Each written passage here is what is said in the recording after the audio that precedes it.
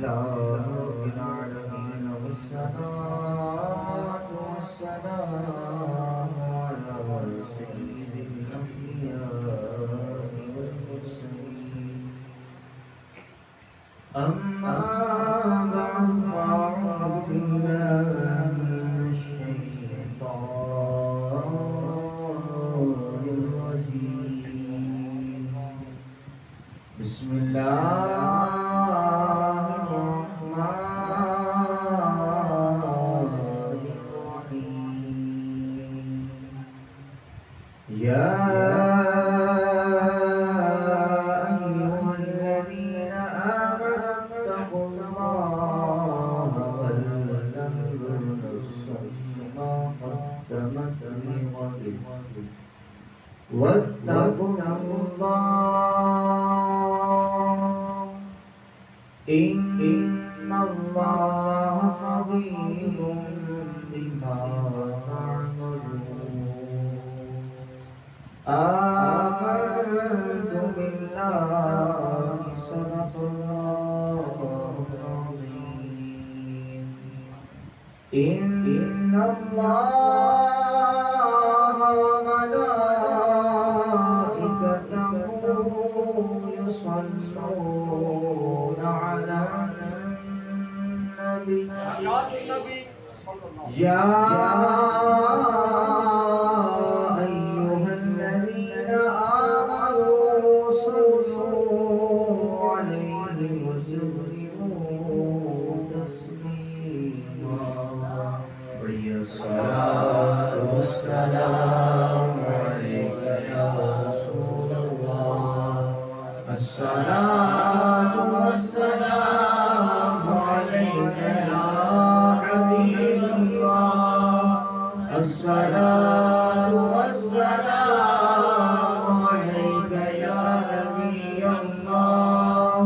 وعلى آلك وأصحابك يا رسول الله محترم اور پیارے بھائیوں اللہ تعالی کے فضل و کرم سے آج کی اس مبارک محفل میں کل سب حاضر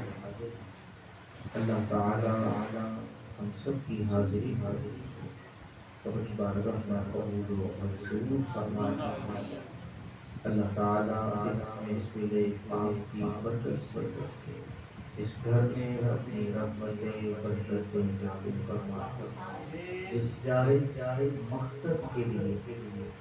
اس میں محفل پاک کا انعقاد کیا گیا اللہ تعالیٰ اس مقصد میں کامیابی یا کامرانی نصیب فرمائے دنیا میں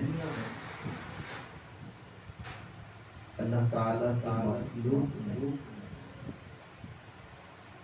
مسلمان بھی کافر بھی لیکن مسلمانوں کی ہدایت اللہ تعالیٰ نے اس طرح کا سامان بھی فرمایا ہے کہ جو مسلمان نافرمانی کرتے ہوئے اس دنیا میں اپنی زندگی گزارتے ہیں تو بسا اوقات دنیا میں رب تعالیٰ کی نافرمانی کرنے کی وجہ سے جو انہیں سزا دی جاتی ہے اس کے مناظر دکھاتا ہے اور بسا اوقات جب مسلمان اپنی قبر میں پہنچ جاتا ہے تو قبر میں پہنچ جانے کے بعد بھی قبر کے اندر جو عذابات اسے درپیش ہوتے ہیں وہ مناظر بھی دنیا کے سامنے کبھی کبھار اجاگر کر دیے جاتے ہیں، دنیا کو دکھا دیے جاتے ہیں بمقابلہ کافر کے۔ اس کا سبب یہ ہے کہ کافر کا تو حتمی طور پر یہ فیصلہ ہے کہ جناب جو کفر کی حالت میں مر گیا تو وہ ہمیشہ کے لیے جہنم میں داخل ہوگا، لیکن جو مسلمان اپنی بدعمالیوں کی وجہ سے رب تعالیٰ کی اطاعت میں اپنی زندگی کو نہ گزار سکتا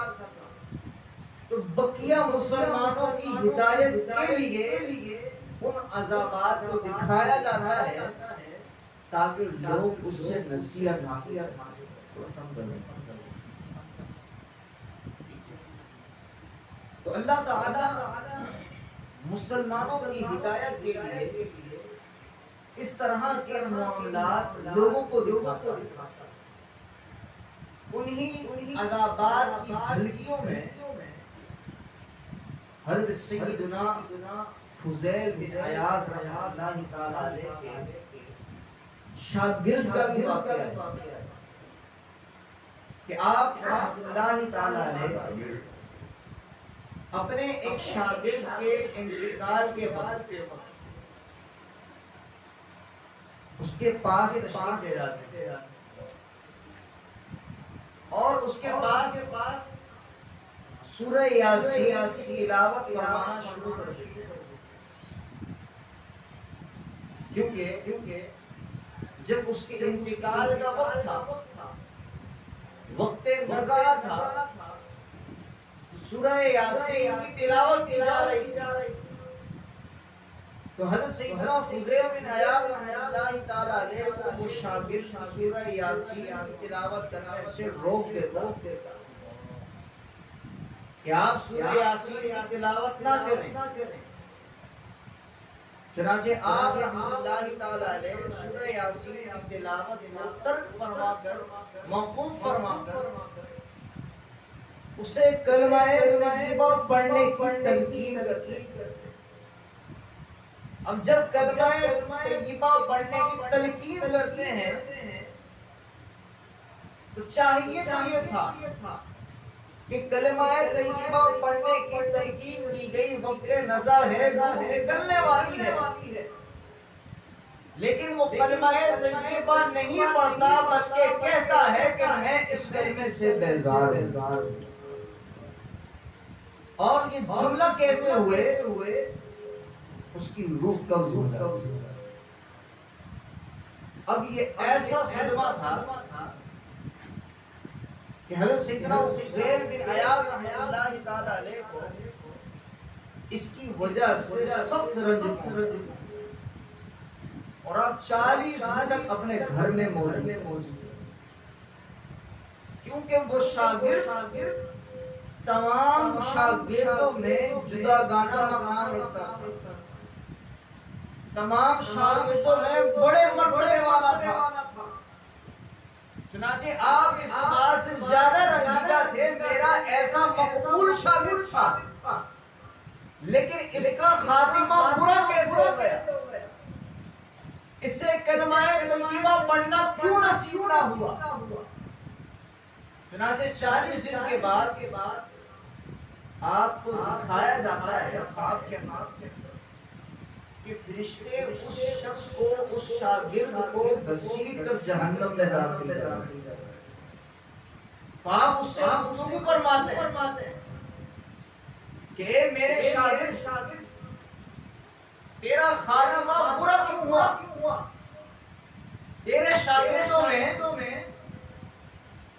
میرے شاگردوں میں تو تیرا بڑا مقام تھا، میرے شاگردوں میں سب سے زیادہ تو میرا محبوب تھا، لیکن تجھے مرتے وقت کلمہ طیبہ پڑھنا کیوں نصیب نہ ہوا؟ تو کیا کہتا ہے اس بارے میں؟ وہ کہتا ہے 3 عیبوں کے سبب، 3 عیوب کے سبب میری ساری معرفت کو اللہ تعالیٰ نے چھین لیا۔ کہنے لگا کہ پہلا ایک یہ تھا کہ میرے اندر حسد کی بیماری،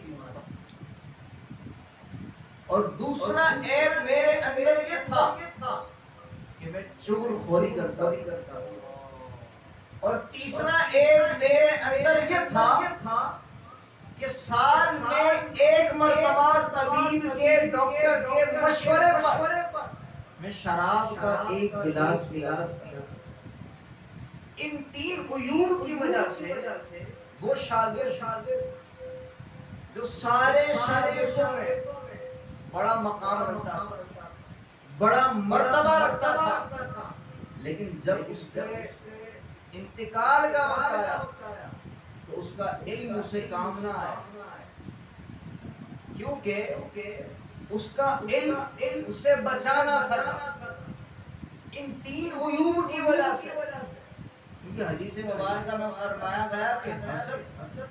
نیکیوں کو اس طرح کھا جاتا ہے کہ جس طرح آگ لکڑی کو کھا جاتا ہے۔ اب خود تصور کیا جا سکتا ہے کہ جب لکڑی میں آگ لگتی ہے تو لکڑی جل کر راکھ ہو جاتی ہے،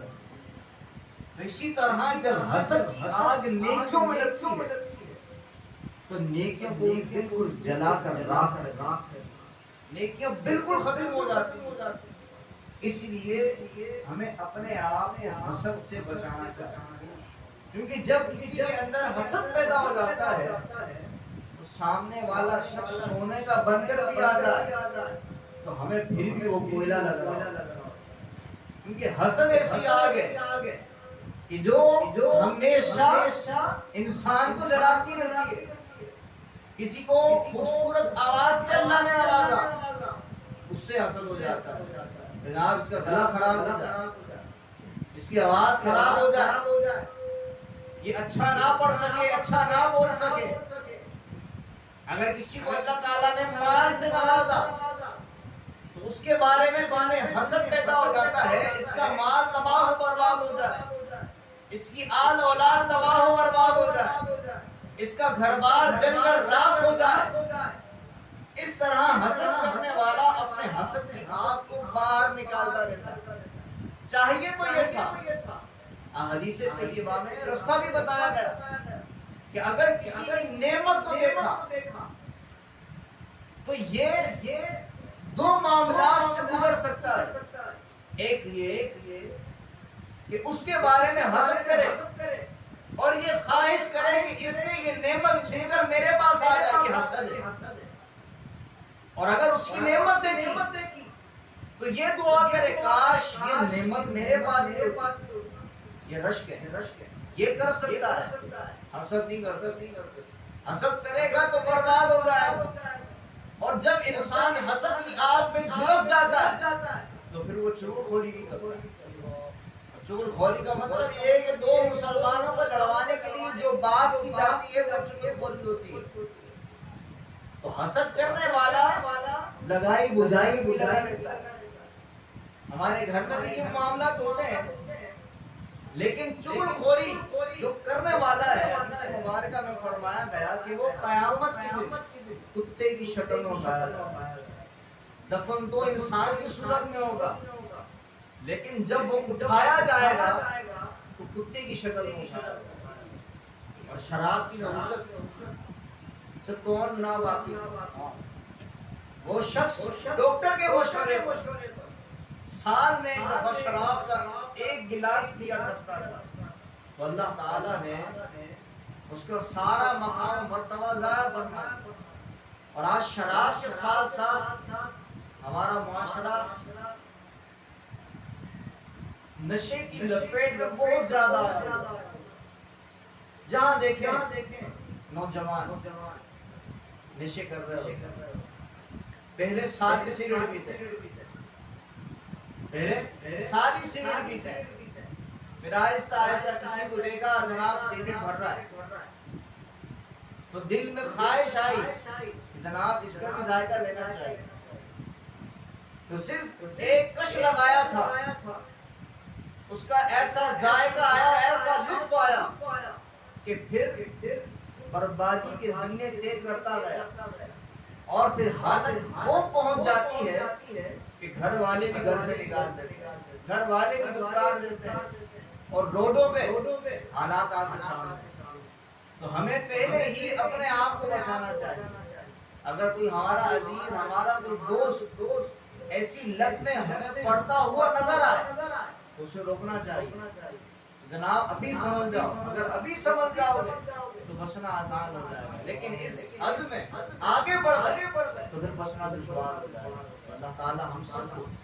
حسد کی آفت سے بھی بچائے، چغلی کی آفت سے بھی بچائے، اور شراب کی آفت سے بھی ہم سب کو بچائے۔